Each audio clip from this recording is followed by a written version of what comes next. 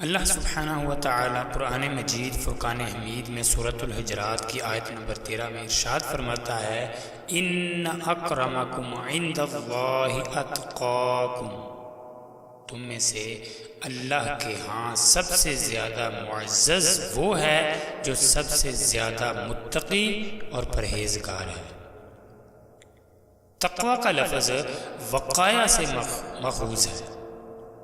وقایا ایسی چیز کو کہا جاتا ہے جس سے سر کو ڈھانپا جاتا ہے، اس لیے ہر وہ احتیاط اور رویہ وقایا ہے جس کے ذریعے سے نقصان دہ چیزوں سے بچا جا سکتا ہے۔ اس کے علاوہ تقاہ بھی اسی کے ہم معنی ہے۔ اس اعتبار سے تقوی کا مطلب اور مفہوم یہ ہوا کہ انسان اللہ سبحانہ و تعالیٰ کے عذاب سے بچنے کی کوشش کرے، اللہ کے تمام حکموں کو بجا لائے اور اس کی منع کردہ چیزوں سے باز رہے، یعنی انسان ہر وقت اللہ کا خوف اور ڈر اپنے دل میں رکھے اور ہر کام سے پہلے قرآن مجید فرقان حمید اور آقا علیہ السلام کی احادیث کو مد نظر لازمی طور پر رکھے۔ تقوی سے انسان کے دل اور دماغ میں ایسی نورانیت پیدا ہوتی ہے جس سے وہ حق اور باطل کو پہچان سکتا ہے۔ ظلم اور تاریکی کے اندھیرے چھٹ جاتے ہیں اور انسان اللہ سبحانہ و تعالی کا سب سے زیادہ محبوب اور مقرب بندہ بن جاتا ہے۔ لہذا قرآن مجید فرقان حمید میں کئی جگہ اللہ سبحانہ و تعالی نے تقوی اختیار کرنے کی رغبت دلائی ہے، جیسا کہ سورہ آل عمران کی آیت نمبر 102 میں اللہ سبحانہ و تعالی ارشاد فرماتا ہے یا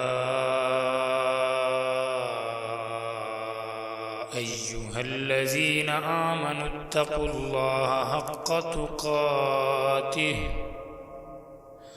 یا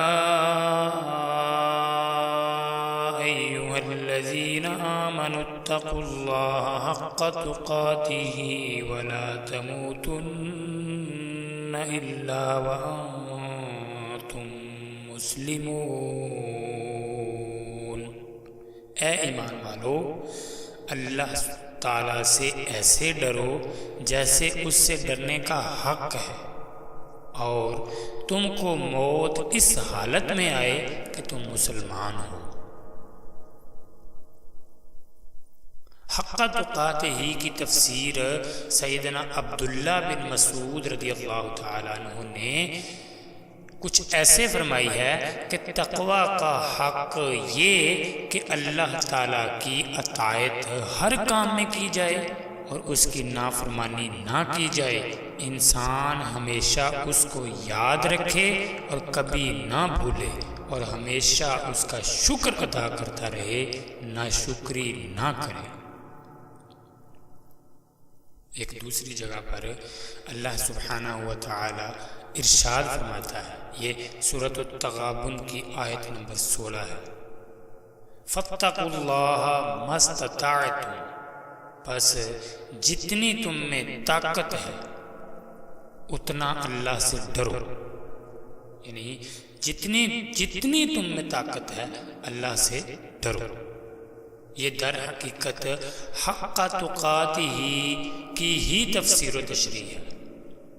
انسان کی نجات کا دار و مدار تقوی پر ہے اور اس سے انسان کا رزق بھی بڑھتا ہے۔ اللہ اکبر، جیسا کہ اللہ سبحانہ و تعالی ارشاد فرماتا ہے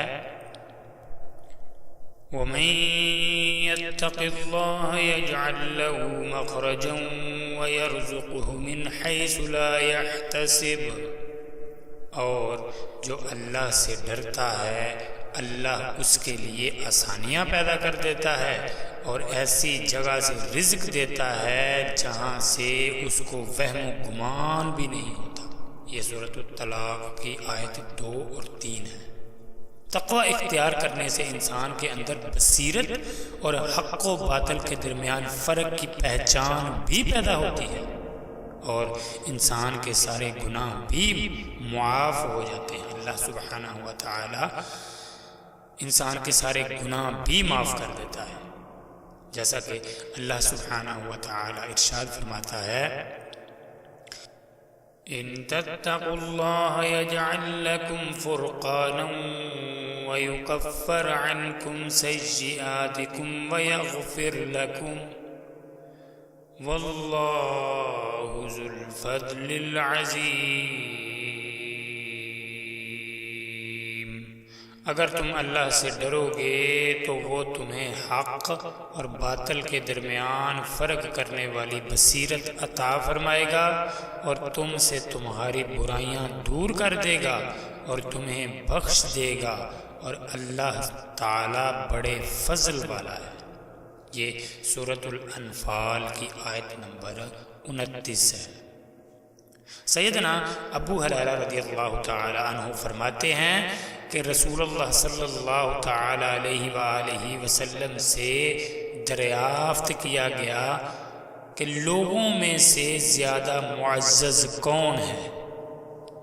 تو میرے اور آپ کے آقا علیہ الصلوۃ والسلام نے ارشاد فرمایا، جو ان میں سے سب سے زیادہ اللہ سے ڈرنے والا ہے۔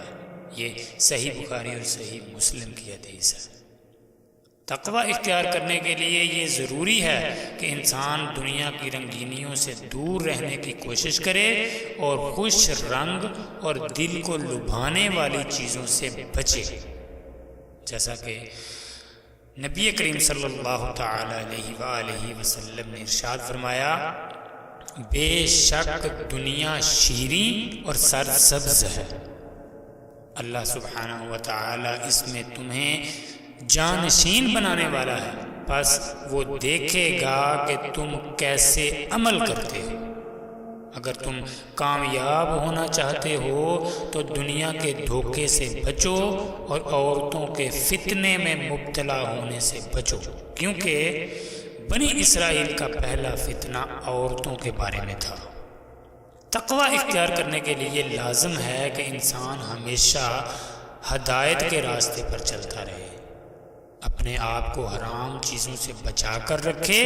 تقوی کا اصل معیار یہ ہے کہ انسان شک والی چیزوں کو بھی چھوڑ دے اور ایسی چیزوں کو اختیار کرے جن میں وہ ذرا برابر بھی شک نہ ہو اس کو، جیسا کہ نبی کریم صلی اللہ تعالی علیہ وآلہ وسلم نے ارشاد فرمایا، ایسی چیز چھوڑ دو جو تم کو شک میں ڈال دے اور اسے اختیار کرو جو تمہیں شک میں نہ ڈالے۔